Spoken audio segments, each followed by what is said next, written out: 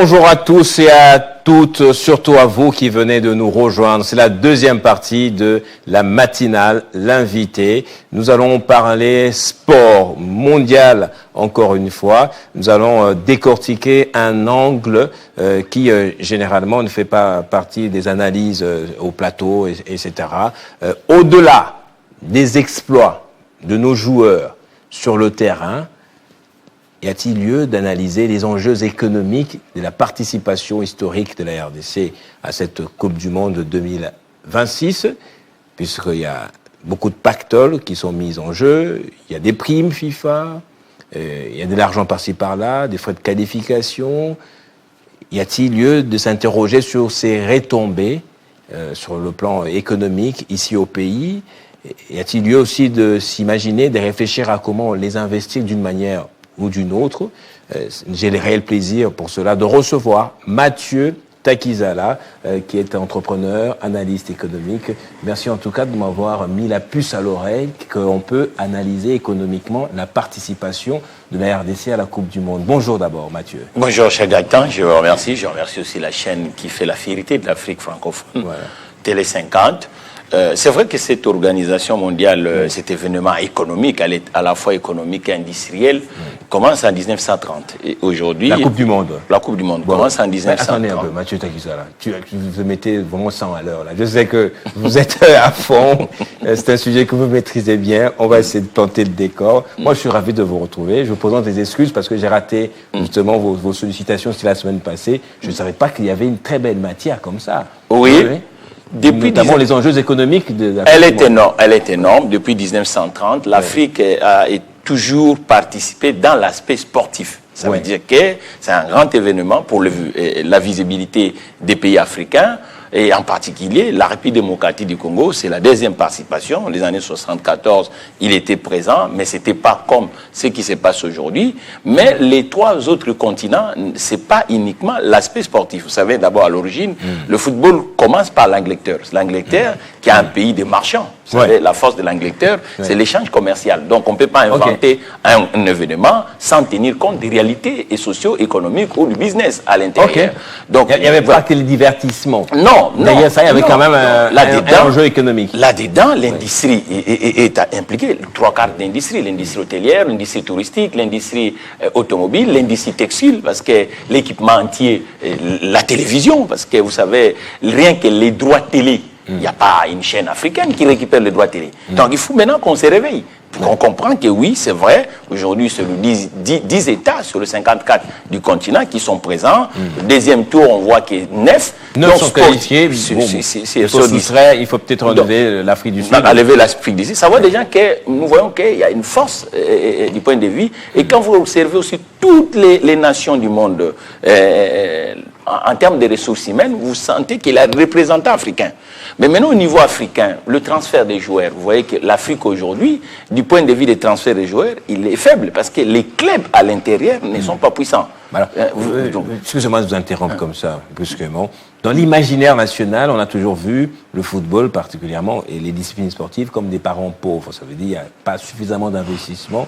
Et c'est souvent au dernier moment qu'on recourt au président de la République. On a vu ça avec Joseph Kabila. Pas de vrais championnats vivants et autres, n'eût été seulement les ailes des supporters. Et à la fin, on donne de l'argent qu'on ramasse par-ci par-là. Les équipes vont en compétition, que ce soit le CHAN, la CAN, la Coupe du Monde, et on en sort comme ça, sans vraiment qualification, sans qu'on réfléchisse sur ce que ça a apporté par après. On refait le même cycle. Mais finalement, il y a lieu aussi de prendre le football comme un investissement où on peut s'attendre à un retour. C'est un secteur économique chez Gaëtan. Vous avez observé par exemple le Qatar. Le mur du Qatar s'est positionné du point de vue mondial à partir de l'Europe avec le club de Paris Saint-Germain.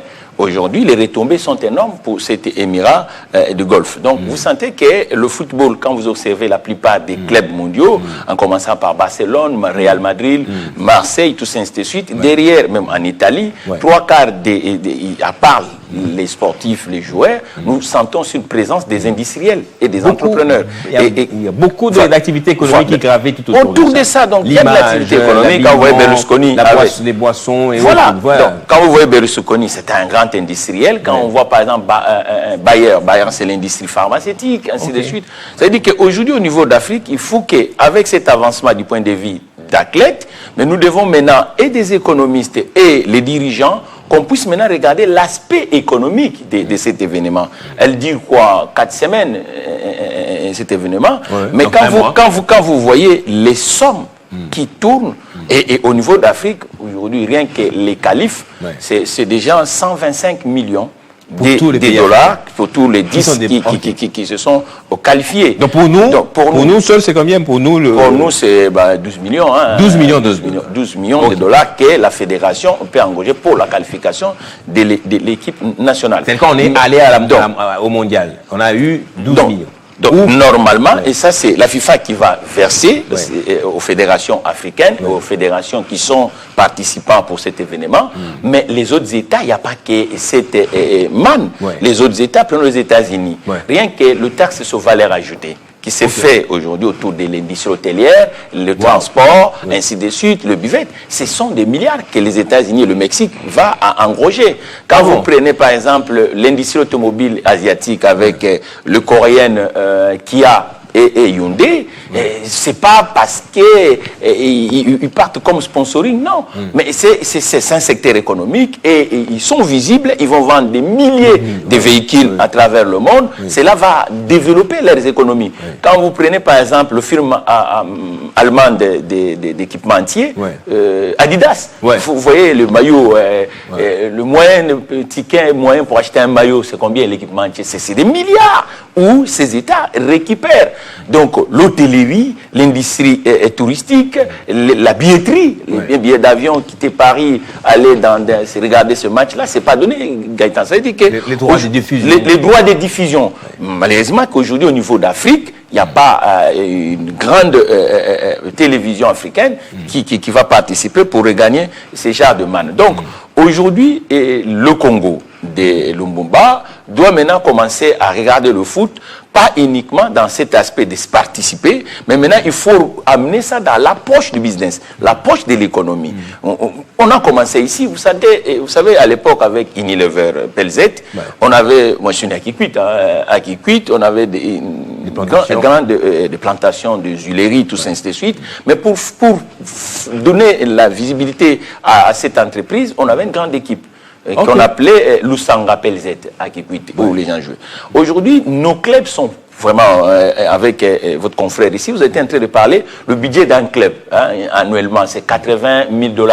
C'est payé. Vous comprenez? Donc, avec 80 000 $, acheter un joueur, par exemple, américain, il ne viendra pas. Donc, maintenant, qu'est-ce qu'il faut faire? Il faut qu'en République démocratique du Congo, vous imaginez, Yohan Wissa. Et tout le monde, maintenant, est Yohan Wissa. Mais, si aujourd'hui le club qui est propriétaire de Yohan Wissa, il veut vendre Yohan Wissa, ce sont des milliards chez Gaëtan qui va tomber. Mais imaginez-vous que la plupart des joueurs africains, s'ils évoluaient du point de vue sportif dans le continent africain, et si on faisait uniquement que le transfert, ce sont des milliards. Maintenant, l'Afrique... La FIFA a voulu que les clubs, les pays soient autonomes, que ce soit rentable en créant le CHAN. Mais apparemment, mais maintenant, le problème est que au pays de récupérer, de prendre conscience de ça. Le football, on doit quitter l'esprit de loisir, on doit aller dans l'esprit économique et business. Et c'est ce qui s'est fait. Barcelone, des villes mais parce qu'ils sont cotés en bourse. Si c'était le loisir, ils ne peuvent pas être cotés en bourse. Donc c'est une entreprise qui a des investisseurs et qui essaye maintenant de gagner de l'argent. Donc au niveau de la République démocratique du Congo aujourd'hui, nous devons faire de sorte que même nos entreprises, imaginez le sponsoring de ces Coupes du Monde 2026, il n'y a pas une entreprise africaine présente. Vous comprenez? Il n'y a pas une entreprise parce que le ticket d'entrée, rien que le ticket d'entrée, c'est 600 à 700 millions de $ américains.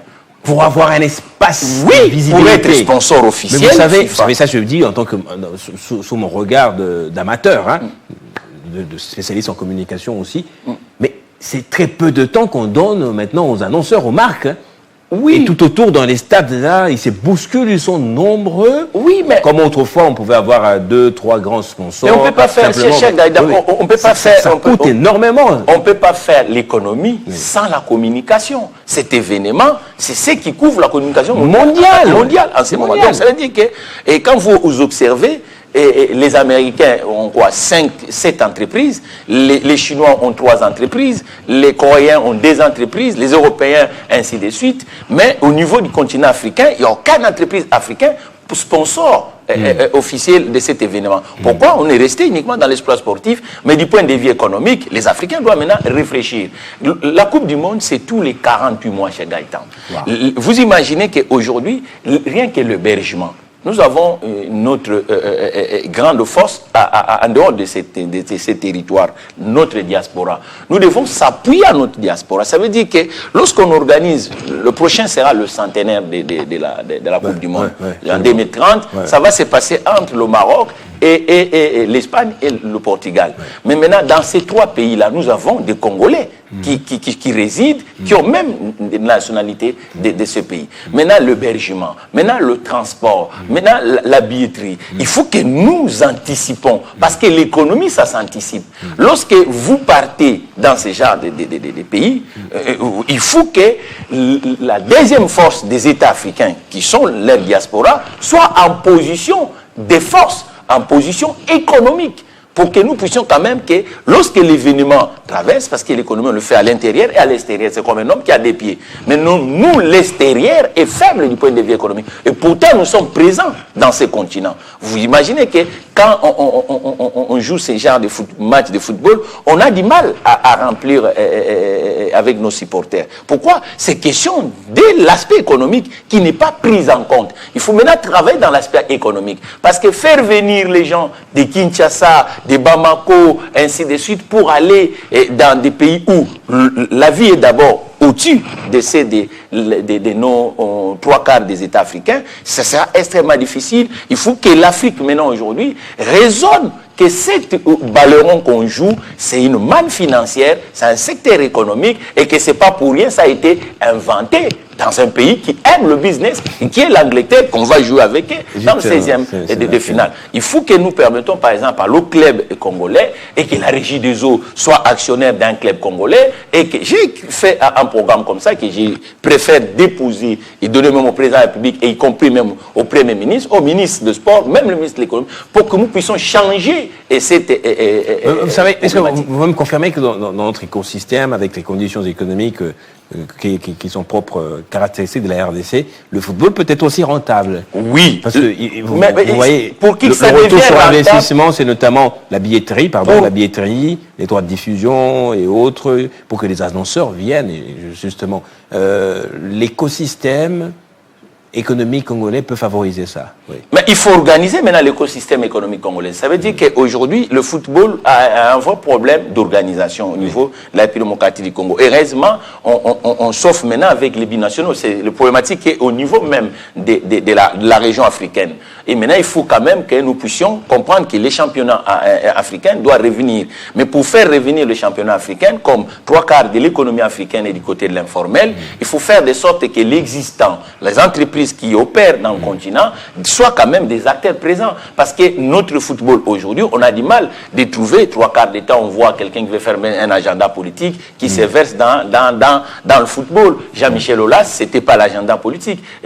C'était pas l'agenda politique, c'était des industriels, des économistes qui essayent de rentrer dans le financement du football et organiser ça comme un secteur économique. Aujourd'hui, à la République démocratique du Congo, je crois que c'est le moment à venir et qu'on puisse réfléchir pour le football business, le football économie, comment on doit faire de sorte que cette visibilité, cette aura que les États africains, on a aujourd'hui en fournissant 3/4 des grands joueurs du monde sont d'origine africaine. Même nos joueurs-là, il faut qu'on puisse quand même, derrière eux, qu'on puisse avoir des vrais managers. Pas uniquement managers en termes sportifs, mais le manager en termes économiques. Parce que ces gens-là génèrent des fonds. Mais leurs fonds, comment ils investissent ça, cher Gaëtan? Parce que quand vous voyez derrière Beckham, derrière tous les joueurs internationaux des nationalités européennes ou américaines, il y a des économistes et des financiers qui les conseillent comment ils placent leur argent. Mais nous, au niveau de la République démocratique du Congo et en Afrique aujourd'hui,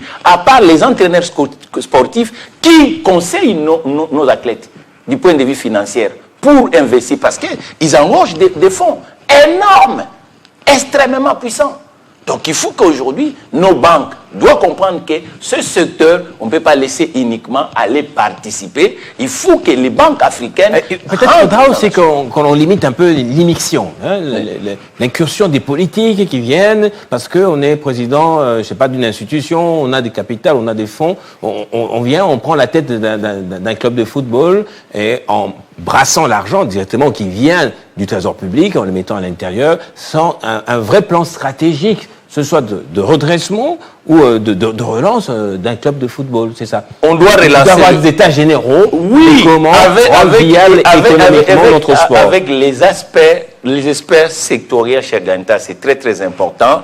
On communique, vous voyez, ça fait presque 36 ans que cette organisation, cet événement a commencé. Mais vous voyez, nos commentaires, c'est quoi? C'est référé uniquement aux anciens joueurs, l'exploit sportif, tout ça, ainsi de suite. Dans le continent, dans l'analyse économique est absent et du business est absent. C'est là où vous voyez que, or, les autres, c'est pas comme ça. Et regardez le Qatar, on a donné les bels exemples et comment le Qatar est en train maintenant aujourd'hui de récupérer une manne dans le secteur de l'industrie sportive en achetant l'actionnariat des clubs comme le parisien. Ouais. Et après, qu'est-ce qu'ils visaient? Ils créent une chaîne de télévision. Aujourd'hui, parmi les entreprises audiovisuelles qui va gagner par les droits télé, ainsi de suite, Bing Sport est présent. Mais il faut qu'on réfléchisse de telle sorte. Est-ce qu'aujourd'hui, le Congo ne peut pas avoir l'esprit d'acheter un club en Italie, ainsi de suite? Il faut y a le soft power aussi, je crois. Oui, mais il faut qu'on s'organise différemment. Parce qu'on ne peut plus uniquement aujourd'hui commenter cet événement uniquement du point de vue historique. Oui, on a besoin de l'histoire, mais non, nous avons aussi, c'est une niche économique. Comme c'est une niche économique, il faut que nous permettons aujourd'hui que ceux qui sont à Kinshasa comprennent que c'est une opportunité de faire revenir nos entreprises dans la conquête économique, parce qu'aujourd'hui, nos entreprises, 3/4 des entreprises, ne sont pas présentes du point de vue mondial. Mais c'est à travers cette niche-là qu'on doit permettre aux entreprises congolaises de revenir et aux chefs d'entreprise congolaises de bien manager, parce que le club de football, vous voyez Barcelone, d'un côté, vous avez la présence des techniciens sportifs, mais de l'autre côté, vous avez la présence d'un technicien, de manager d'entreprise. Vous voyez, chez Paris Saint-Germain, c'est qui le leader? Le vrai leader, c'est le manager d'entreprise qu'on met en tête, que le Qatar a posé comme le président du club. Aujourd'hui, en République démocratique du Congo, nos clubs, nous devons chercher à avoir des managers. Les gens qui ont piloté des entreprises, les gens qui ont une connaissance de la gestion de l'entreprise, parce qu'un club de football, c'est une entreprise. Ce n'est pas uniquement le noyau joueur, mais c'est aussi le noyau, les études économiques sérieuses, de planification pour qu'on puisse faire gagner le continent. Parce qu'à 10 aujourd'hui, les retombées du point de vue économique, elle est faible, mais du point de vue sportif, on gagne. Nous devenons de plus en plus visibles. Maintenant, il faut chercher que le continent puisse regagner du point de vue économique. Nous avons un équipement entier aujourd'hui, comme le garçon malien qui a créé Ernest, tout ça, ainsi de suite. Dans le continent aujourd'hui, tout le maillot que nous portons, les marques, ce sont occidentales. Il n'y a même pas l'actionnariat africain au sein de ces marques. Je me rappelle les années de Bernard Tapie, l'homme d'affaires puissant français, et qui était à la tête d'Olympique de Lyon. C'est ça la logique du business autour du secteur de l'industrie sportive.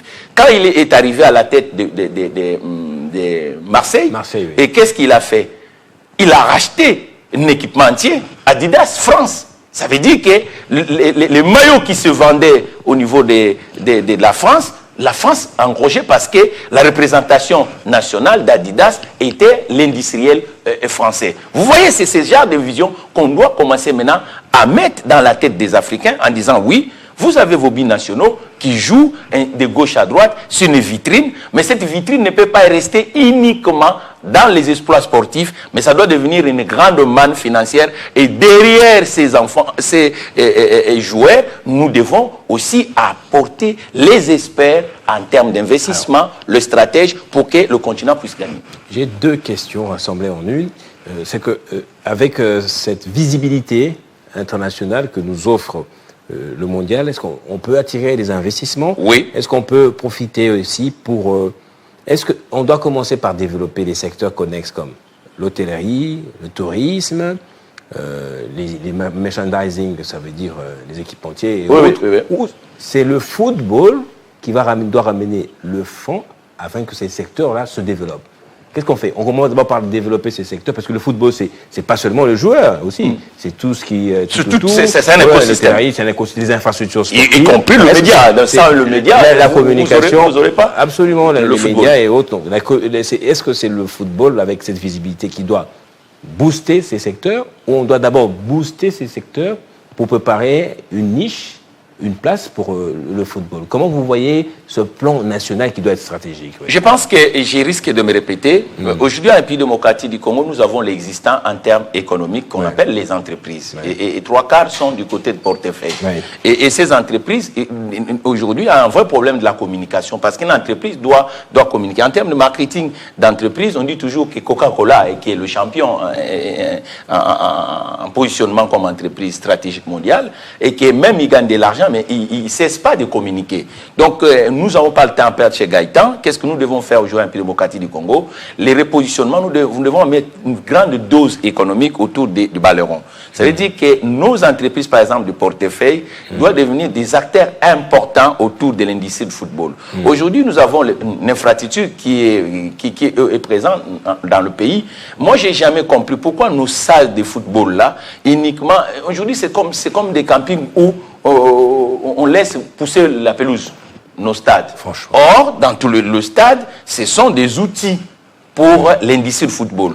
Et à part le match, normalement, les stades doivent être domiciliés avec un club. Vous prenez par exemple un club qui est domicilié là-dedans, et autour de ces stades, on doit avoir l'activité économique. Quand vous partez autour des stades de France, vous allez voir les magasins, les boutiques, parce que rien qu'à la présence de l'économie, ça évite de voir nos stades-là avec la pelouse qui avance, ainsi de suite. Donc, je crois qu'aujourd'hui, qu'est-ce qu'il faut faire? Il faut d'abord faire des sortes, au niveau de la démocratie du Congo, que chaque stade qui est libre aujourd'hui, qu'on l'attribue à un club de football qui loue. Prenons par exemple, on a fait 20 mai ici. Mais qu'est-ce qui se passe là-bas à l'intérieur? À part les événements. Mais non, il faut maintenant, ou Vita, ou Imana, soit domicilié dans ces stades, il va commencer à payer, et ça va permettre que le stade puisse être vivant. Deuxième chose, autour de Vita. Pourquoi on ne dit pas que la régie des eaux devient maintenant l'actionnaire de Vita? La CNCS. La CNCS. Oui, mais il faut aller... Congo est mort. C'est quoi? Air Congo, ainsi de suite. Et c'est comme ça, là, du point de vue pratique. Ça va permettre que ce club va avoir quand même la présence de l'économie et du business autour et la gestion va s'améliorer. Parce qu'aujourd'hui, lorsque la gestion s'améliore et que ces entreprises gagnent de plus en plus à l'épaisseur économique, ça va permettre que nous allons voir, parce que le football aussi, c'est le pouvoir d'achat des uns et des autres. Lorsque nos entreprises ont un écran communicationnel important, ça veut dire qu'ils vont gagner la part de marché. Quand ils gagnent la part de marché, automatiquement, ils vont réinvestir sur l'économie. Donc, ils vont embaucher 3/4 des Congolais. Et lorsque les Congolais seront embauchés, vous allez voir que le phénomène, par exemple, le congé payé, vont revenir à la démocratie du Congo. Comment on voit les Européens remplissent les stades de football? Parce que 3/4 de ces Européens travaillent. Et 3/4 de ces Européens ont la facilité d'avoir un crédit. Et c'est pour ça que vous voyez que l'intervention d'aller voir le président de la République en Europe est petit, parce que l'écosystème business ou entreprise est déjà avancé. Le club de football se finance avec quoi? Avec les transferts, avec la billetterie, avec les produits dérivés. Normalement, un club de football doit avoir en boutique dans chaque ville où il y a des supporters, des adeptes, où ils vendent le maillot, ainsi de suite. Mais qui va amener ce genre de touches? Mais ce sont les entreprises, ce sont les gestionnaires d'entreprises. Lorsqu'on les associe avec le monde du football, c'est là où l'économie va s'exprimer. Et on va voir que de plus en plus, les clubs congolais peuvent se permettre d'aller prendre un joueur italien, un joueur américain, venir au Congo, parce qu'ils seront capables de le payer. Est-ce qu'on a déjà, je ne sais pas moi, ce genre de leadership? Moïse Katumbi, il correspond à ce profil que vous avez présenté Oui, mais aujourd'hui, vous voyez. Ça a commencé aussi. Oui, ça a commencé. Et à l'époque, ça fait rêver. Ça fait rêver. Et c'est pourquoi vous avez vu qu'avec l'implication du management d'économie et de business, ça a permis que ce club que vous parlez est allé jouer même la Coupe des clubs champions mondial. Avec tous ces puissants de l'époque. Et qui avait un avion privé, tout ainsi de suite. Parce que le sport aussi, c'est de la logistique. Mais ce n'était pas grâce à l'argent du Trésor public, non. Mais vous savez, l'argent du Trésor public dans le continent, beaucoup de gens le prennent, mais il faut avoir aussi... Vous voulez un système qui soit autonome, qui soit rentable. Non, il faut vraiment un système autonome, il faut que ça fonctionne. Est-ce que le modèle de Tout-Puissant Mazembe, c'est des bons modèles? C'est la question que je vous pose. Ils ont commencé un modèle que l'Afrique pouvait implémenter. Oui. Un modèle où le club de football soit géré comme une entreprise. Et que ça ne soit pas géré comme une association. Ouais. Vous voyez, à chaque fois chez nous, ici, on parle de l'association. Mais il faut qu'on quitte l'acronyme association et qu'on parle dans l'acronyme économie, entreprise. Et pour que chaque élément essentiel du club de football puisse peser, y compris le monde de la banque. Parce que les banques congolaises doivent comprendre qu'aujourd'hui, il faut aller vers ce secteur parce que c'est un secteur où la plupart des continents, où la plupart des États, comme le Brésil, comme l'Angleterre, comme la France, comme les États-Unis d'Amérique, gagnent dans ça. Oui. Et on voit que ça fait tourner l'économie et les économies mondiales. Et moi, je pense que nous félicitons cet engouement dans le continent. Nous voyons que l'Afrique aujourd'hui ne va plus pour apprendre. L'Afrique aujourd'hui part pour participer, mais il ne faut pas que ça reste uniquement pour participer. Il faut que l'Afrique puisse quand même récupérer dans l'écosystème du football mondial la manne économique. Merci beaucoup, Mathieu Takizala. C'est moi qui vous remercie. D'être passé très tôt le matin pour permettre aux Congolais de réfléchir autrement en ce qui concerne quant au sport, au football mondial. Oui, le Congolais, c'est un grand peuple, 120 millions d'habitants, et je crois que ce sont des consommateurs, mais il faut le faire des consommateurs dans l'économie structurelle, pas l'économie de l'informel. C'est ça le cas de figure aujourd'hui. Les TVA, on ne peut pas les récupérer parce que 3/4 de l'échange, vous savez, le buvette qu'ils vendent là, si c'était des entreprises dans le côté structurel, vous vous imaginez combien l'État pouvait gagner dans ces 4 semaines que le ballon a été joué. Il faut vraiment qu'on intervienne. Et j'ai fait déjà des documents pour que nous donnons aux politiques et d'associer les acteurs du monde économique pour que nous puissions voir le foot comme on a toujours comme un simple loisir. Voilà. Madame, Monsieur, vous l'aurez compris, c'est la fin de la matinale avec l'invité, l'unique que nous avons reçu. J'espère que vous avez apprécié ces différentes analyses. Avant de nous séparer, cette information à destination ou à l'attention de tous les fidèles chrétiens. Je vais les lire et Kadimwelo va vous la proposer, la photo, rapidement. Il s'agit d'un message à l'occasion de la célébration du 66e anniversaire de l'indépendance de la RDC, écrit au nom de l'archevêque Ejibaya Mapia, qui appelle les Congolais et Congolaises à pouvoir se rassembler et organiser. Frère, prière patriotique, c'est une prière, voilà. 66e anniversaire de l'indépendance de la RDC, organisé par l'Église dans toute sa diversité et de tous les croyants de la RDC. L'Église, dans toute sa diversité et tous les croyants de la RDC, informent chaleureusement l'ensemble de la population congolaise qu'une prière patriotique sera organisée en action de grâce pour célébrer le 66e anniversaire de son indépendance. Cette rencontre sera également l'occasion de rendre grâce à Dieu pour la brillante qualification historique des Léopards en 16e de finale, un exploit qui redonne encore une fois à notre nation sa dignité sur la scène internationale.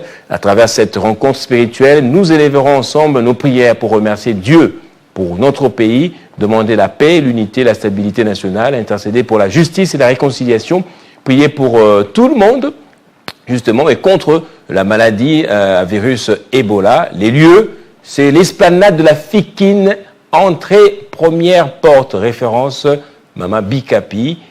Demain, donc mardi 30 juin à 8h juste, nous invitons toutes les églises et tous les croyants à se mobiliser massivement afin que cette prière devienne un véritable cri d'espérance, de foi et de bénédiction pour notre nation. Que Dieu bénisse la RDC, que la paix et l'unité règnent partout. Signé archevêque président Évariste et Jibaya Mapia. Et pour terminer complètement, je vous proposerai de suivre une petite vidéo encore d'une des réalisations de Nathalie Aziza Mounana qui démontre encore une fois son engagement, son dévouement en faveur des causes sociales. Cette fois, il a doté un bureau de la Croix-Rouge province, dans le Grand Katanga, d'un bureau. Cela faisait près des 40 ans pratiquement que cette organisation, dans son secteur, dans la province, n'avait pas de bureau. Les employés, les bénévoles, les volontaires venaient travailler à la Belle Étoile et, saisie, émue de compassion, elle a jugé utile de pouvoir leur donner des conditions de travail agréables afin qu'ils viennent et volent au secours des gens blessés, des gens qui sont dans des conditions difficiles également. On va suivre la vidéo rapidement et on va se retrouver pour se dire au revoir.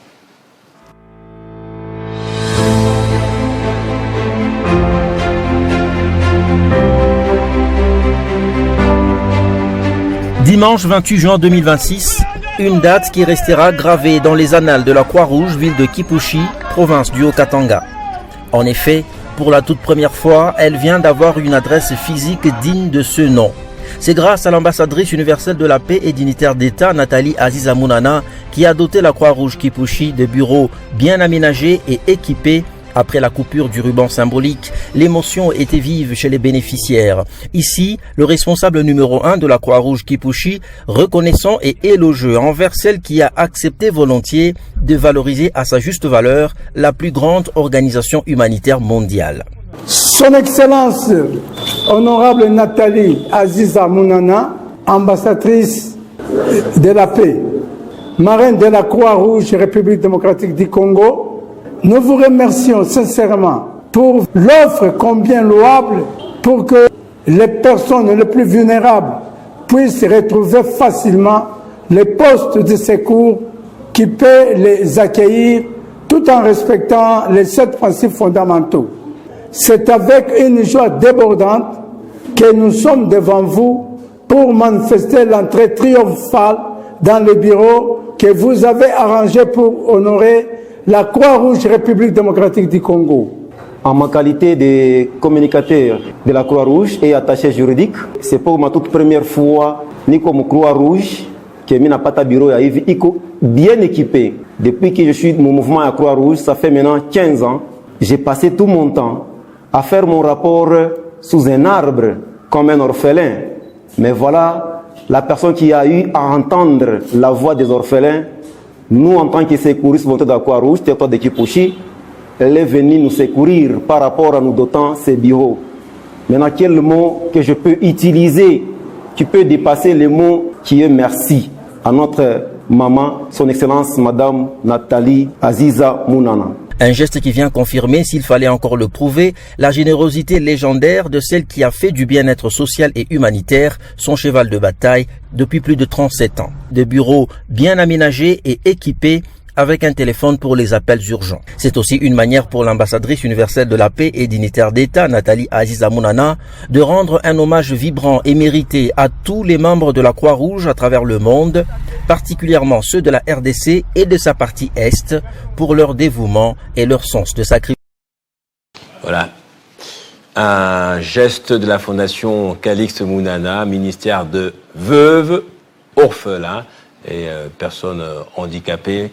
Nous vous rendons aussi hommage, un vivant hommage, Nathalie Aziza Mounana. C'est très rare de voir des gens aller prêter main forte, tendre leurs mains à la Croix-Rouge. Cette Croix-Rouge qui a toujours été aux côtés des défavorisés, des victimes, mais elle-même n'a presque pas, ou ne reçoit plutôt difficilement des dons, des gestes de la part des gens dans des pays comme le nôtre. Nathalie Aziza Mounana a montré une fois encore la grandeur de son esprit et que ces gestes ne tiennent pas compte des couleurs, de l'appartenance de l'organisation. Tant que c'est bon, tant qu'il y a utilité, nécessité d'agir, elle agit. Merci à vous tous, madame, monsieur, pour votre fidélité, La matinale prend fin. Merci à mon équipe, merci à Josué Ilunga Chimpanka, merci à Dedi Makabi, merci à Yves Massala, Dieu merci Mukondola, Dédé Sonsoir, Alain Makiese et enfin Kadi Melo pour avoir justement accompagné et réalisé cette émission. Au revoir, on se retrouve le lundi prochain avec le même plaisir dans la matinale toujours.